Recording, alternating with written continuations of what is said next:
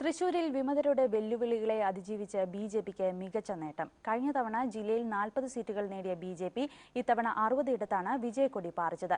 മുൻ ജില്ലാ പ്രസിഡന്റ് ശ്രീശൻ അടിയാറ്റിന്റെ നേതൃത്വത്തിൽ ഒരു വിഭാഗം പാർട്ടി വിട്ടുപോയിട്ടും ശക്തി ചോർന്നിട്ടില്ലെന്ന് തെളിയിക്കാൻ ജില്ലാ നേതൃത്വത്തിന് കഴിഞ്ഞു. കോർപ്പറേഷൻ മുനിസിപ്പൽ തലങ്ങളിലാണ് താമരയ്ക്ക് തിളക്കം വർദ്ധിച്ചത്. കഴിഞ്ഞ തവണ 6 മുനിസിപ്പാലിറ്റികളിലായി 10 ഡിവിഷനുകൾ മാത്രം നേടിയ ബിജെപി ഇത്തവണ 17 ഇടത്ത് വിജയിച്ചു. കോർപ്പറേഷനിലെ 2 സീറ്റുകളാണ് ഏറ്റവും ശ്രദ്ധേയം.